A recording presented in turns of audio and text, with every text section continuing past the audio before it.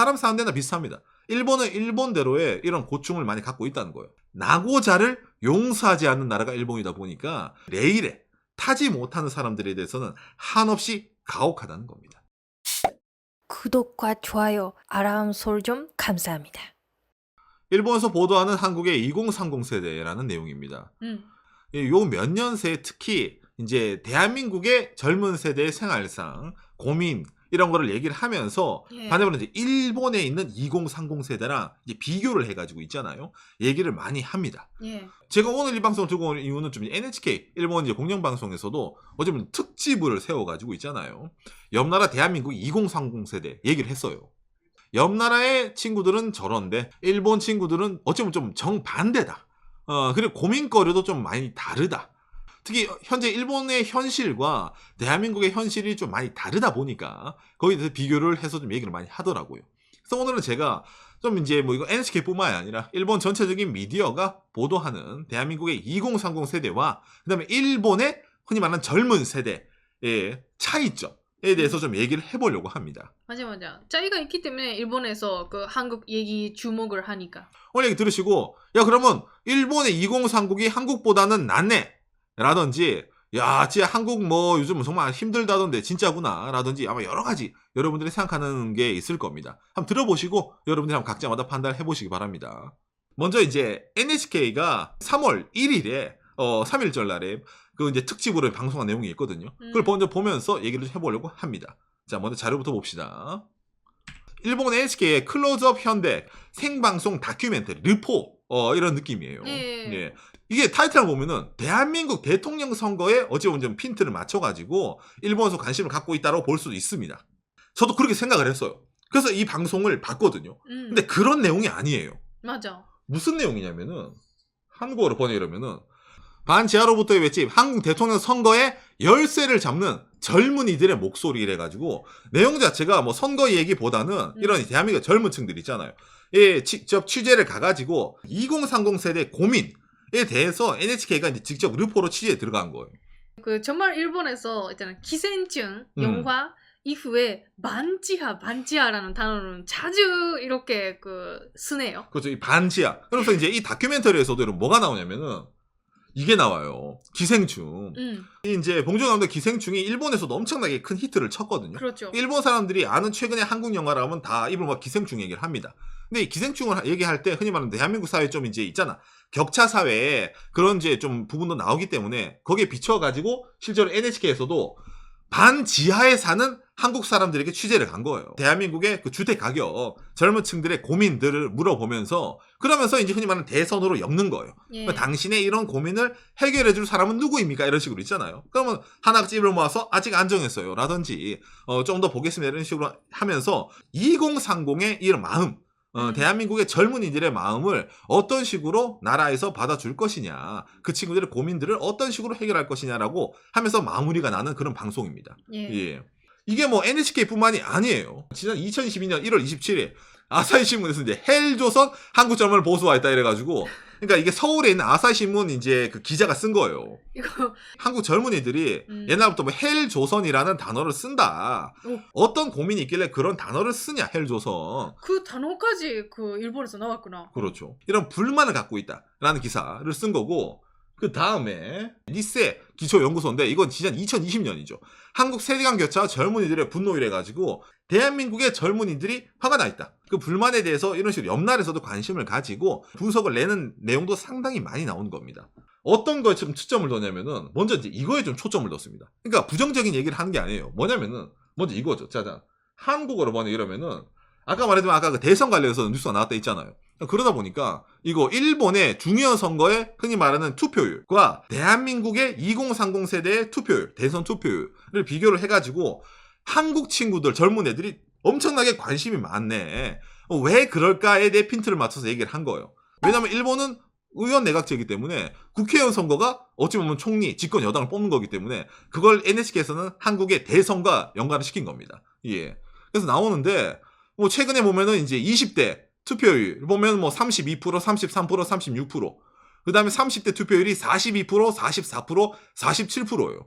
그리고 가운데 있는 게 그 최근에 시작한 10대 10대죠. 친구들인데 예, 파란색이 최근에 10대 후반. 그러니까 다른 나이대, 다른 음. 세대분들보다 기본적으로 젊은 사람들 투표 안 간다죠. 예, 그래가지고 나오고, 대한민국의 이제 투표율이죠. 대통령 선거 투표율 보면은 이제 2017년으로 치면은 19세 77%, 20대 전반 77%, 20대 후반 74%, 30대 74%, 뭐 30대면 74%예요. 70%가 넘어가기 때문에 엄청나게 다르네. 30% 가까이 한일 양국의 차이가 나는 거예요, 연령대에서.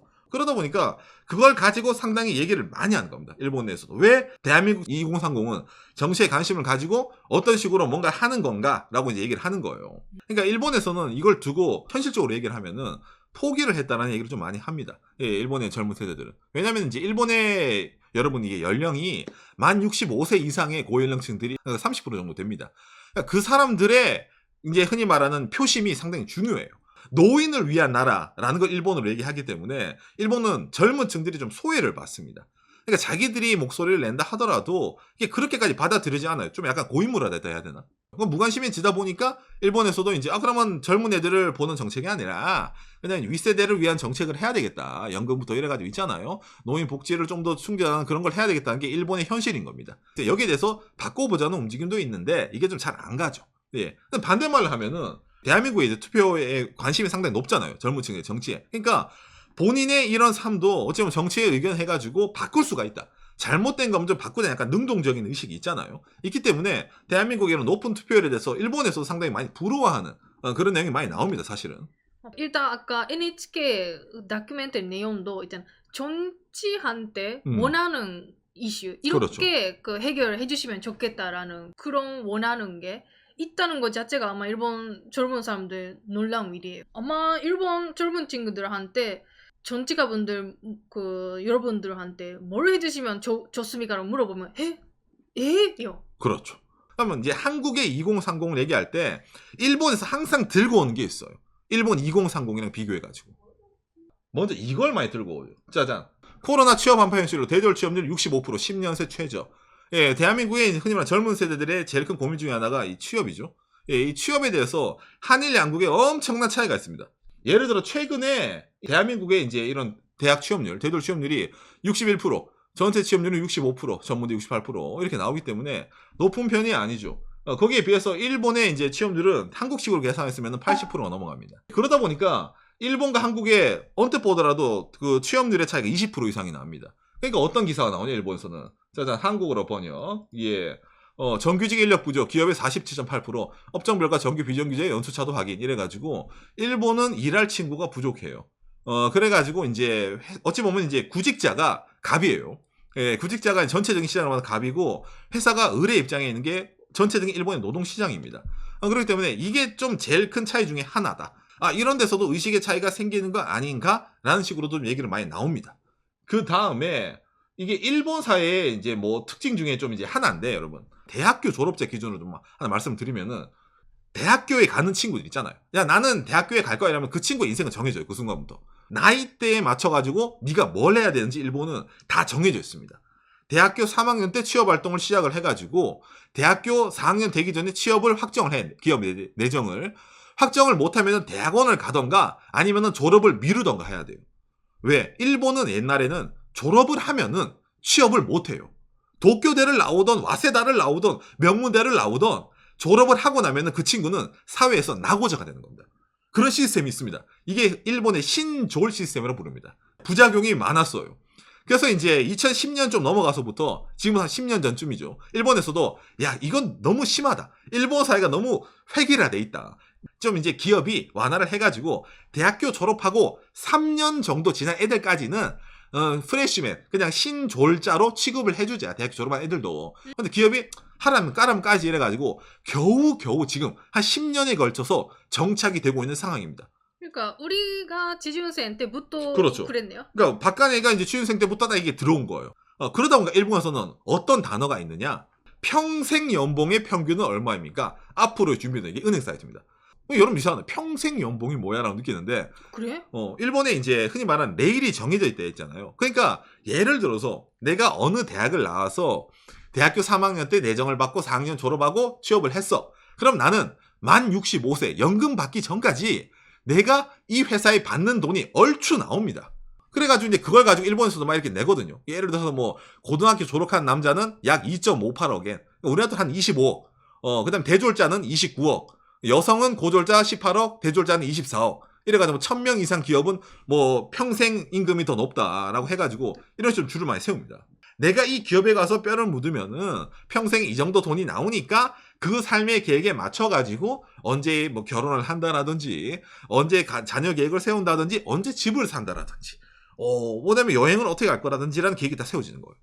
이 일본의 예전부터의 틀 중에 하나입니다. 아까 말한 대학교 졸업하고 나서부터 3년 정도 지난 친구를 좀 봐준다는 거 말고는 예전이나 지금이나 이런 사회적 기조가 계속 유지가 된 게 일본입니다. 그러니까 저도 지준생 때 면접할 때마다 40년 동안 열심히 하겠습니다 했었어요. 내가 이 기업에 들어갔는데 이 기업에 있으면 내 모습이 그려져, 40년이. 그러면은 이걸 변경시키고 싶으면 이직을 하는데 그게 엄청나게 많냐? 또 그건 또 아니에요. 이직 시장이 그렇게 활발하지 않기 때문에 일본에서는. 그래서 대부분의 이런 한번 레일에 다 올라서 그 레일을 쭉 가는 인생을 가는 게 일본 친구들입니다. 그럼 다시 한번 돌아와 봅시다. 선거 투표율 나오죠. 무관심해요. 왜? 정해졌거든. 아니 어차피 정치에 관심을 가지나 안 가지나 내가 뭐 학교 들어가서 지금 취업해서 나는 이거 그대로 쭉 갈 건데 내가 이걸 한다 해서 이게 뭐 바뀔까? 라는 생각을 잘 안 합니다. 그러다 보니까 정치에 기대를 하지 않다 보니까 적극적으로 뭐 투표라든지 그런 정책에 대해서 별로 관심을 크게 가지지 않아요. 오히려 본인의 삶이랑 그걸 별개로 좀 생각하는 게 일본에는 기조로 많이 있습니다. 이런 일본에 어쩌면 취업도 나름 잘 할만하고 그다음에 어느 정도 본인의 이제 인생에 대한 돈도 나오는 이걸 부러워하는 사람도 있을 수도 있는데 좀 갑갑하다라고 느낄 수도 있는 거예요. 예, 아까 말했지만 그 레일에서 떨어지게 되면은 일본에서는 안 되기 때문에 그 나이 때는 대충 이 정도까지 가야 된다는 게 정해져 있다는 겁니다. 그렇기 때문에 있잖아. 그 레일에 못 타는 사람들도 당연히 있잖아. 일본에서도. 그렇죠. 그런데 그런 분들은 못 타서 그런 자기가 안 된다. 그렇죠. 그러니까 이 레일에서 떨어진 나를 구제를 못하는 거는 정부가 나쁘냐 주변이 나쁘냐가 아니라 내가 나쁜 놈이에요. 일본에서는. 이런 시스템 이상하지 않아? 말고 내가 능력이 없어서 안 그렇죠. 됐다. 남들은 다 가는데 나만 못 가네. 내가 나쁘네. 그러니까 일본에서는 카치구미, 마케구미라는 단어가 있습니다. 그러니까 카치구미는 승리한 집단, 마케구미는 패배한 집단. 자, 너는 인생에서 어디를 들어갈래? 승리한 집단은 레일에 따라서 쭉 저 모범생처럼 간 친구들이 승리한 집단이고 패배한 집단은 나는 남들과 다르니까 다르게 해볼래 라고 하다가 어찌보면 구제를 못 받는 그런 친구들을 일본에서는 마케구미, 패배한 집단이라고 얘기를 좀 많이 합니다. 그러니까 이웃나라의 2030이라 하더라도 생각 자체가 달라질 수밖에 없겠죠.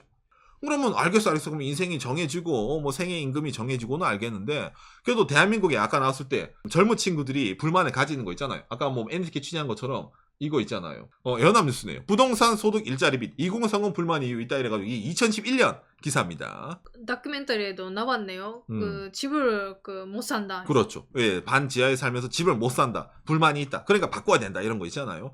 물론 이제 여기에 대해서 대한민국에서도 뭐 PD 수첩이라든지 청년을 위한 나라는 있는가 이래가지고 이런 다큐멘터리를 만들 정도로 한국에서도 이제 2030 세대에 좀 사회적 문제이기도 하죠. 그럼 여기서 대해서 일본 애들이 일본 2030이 야, 그 기분 알아. 우리도 그래 라고 그 친구들이 공감을 할 수 있는가? 공감을 못합니다.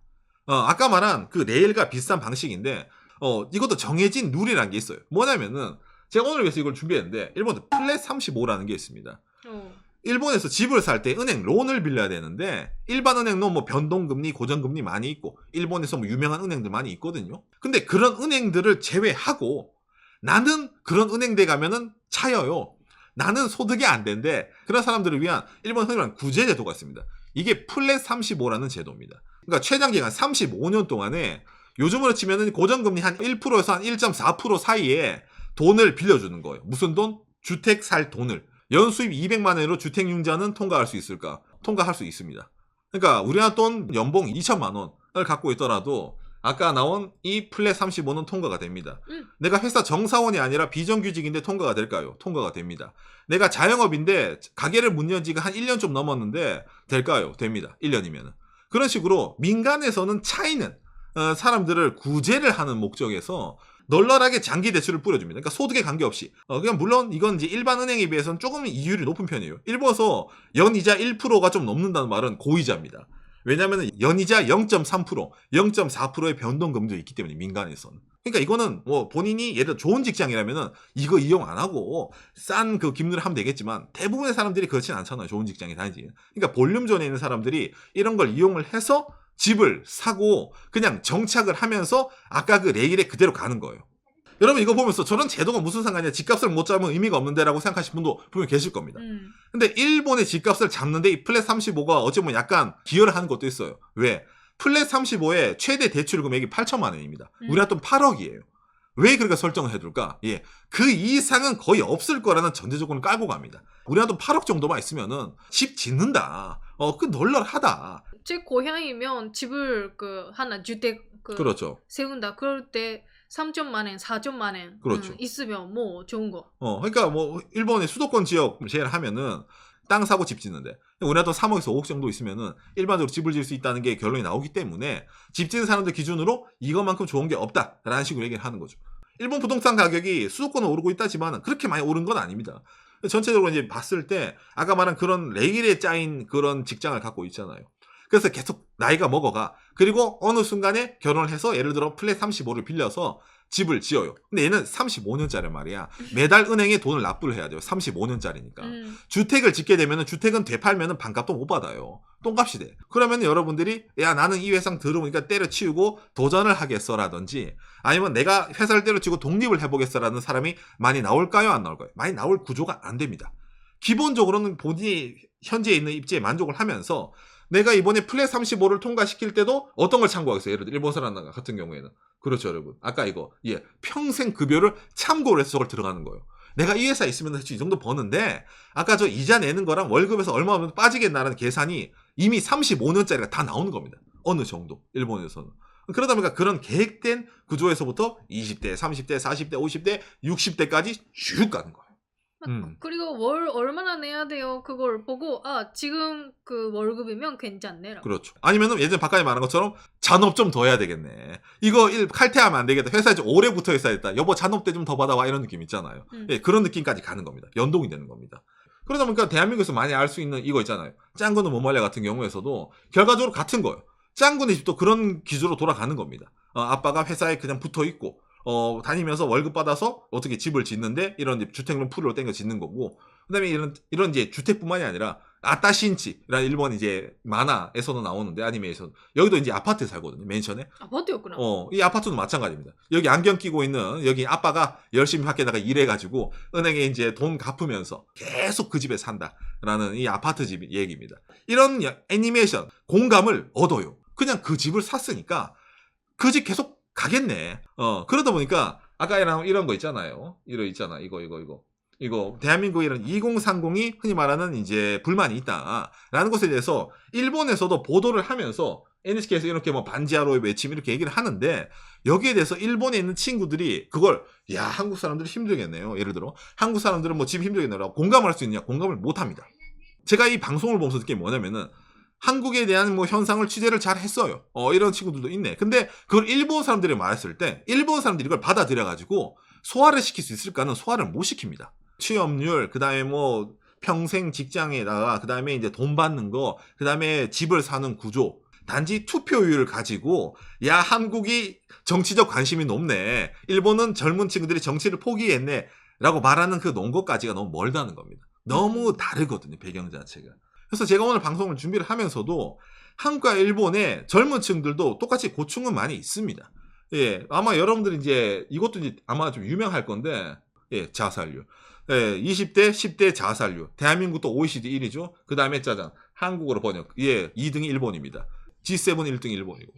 일본도 고민이 많아가지고 이 자살이란 게 젊은 층들의 사회적 문제이기도 합니다. 좀 다르죠. 한국과는. 일본은 어쨌든 변화되지 못하고 정해진 룰로 가야 되는 좀 갑갑함에 있어가지고 많이 좌절을 느끼는 친구들도 의외로 많이 있습니다. 여기에 대해서. 변화를 시킬 수가 없기 때문에 그런 현실에 대해서 어쩌면 절망을 한다고 해야 되나? 그게 일본의 흔히 말하는 원인 중에 하나라는 겁니다. 이유는 다른데 문제의 공통점은 같다는 겁니다. 이 자살이라는 것에 대해서. 이번 다큐멘터리 내에서도 있잖아, 반지하에 사는 젊은 부부들 그리고 있잖아, 고시원에서 몇 년 동안 계속 공무원 그렇죠. 공부하는 친구 그런 분들 나오니까 자기 일이라고 보이는 것보다 한국은 그렇게 고생 많이 해야 되는구나라고. 그렇죠. 그렇게 보여요. 그러니까 동질감을 얻기가 힘든다는 거예요. 일본 친구들이 봤을 때 야, 나랑 같이 힘들구나. 한국 2030도 일본 2030 같은 고민을 갖고 있구나가 아니라 야, 차라리 내가 낫네라 이런 느낌이잖아. 야, 저거는 저렇게 힘들어? 일본은 그래도 아까 말한 플랫 35가 있는데 왜 집을 못 사? 이런 약간 의문점이 있잖아요. 그런 식으로 좀 많이 나오는 거죠. 일본 내에서는 이런 걸 얘기하면서 일본이 잘났다 그런 얘기한 게 아니라 한일 양국 둘 다 저출산 고령화이기 때문에 어찌 보면 좀 이제 고연령층을 대상으로 한 정책이라든지 고연령층을 우대한 게 많이 있습니다. 특히 일본은 노인을 위한 나라다 보니까. 그런 점에서 갖고 있는 2030 젊은 친구들의 고민들을 일본은 이런데 한국은 어떨까라고 해서 봤을 때 야, 저기도 만만치가 않네. 야, 일본도 이런데 이런 느낌으로 있잖아요. 뭔가 서로 좀 비교를 해가면서 얘기를 하는 그런 내용이 많이 있다는 거죠. 저도 이제 방송을 진행을 하면서 저희 방송을 보는 2030 세대 친구들이 많이 있습니다.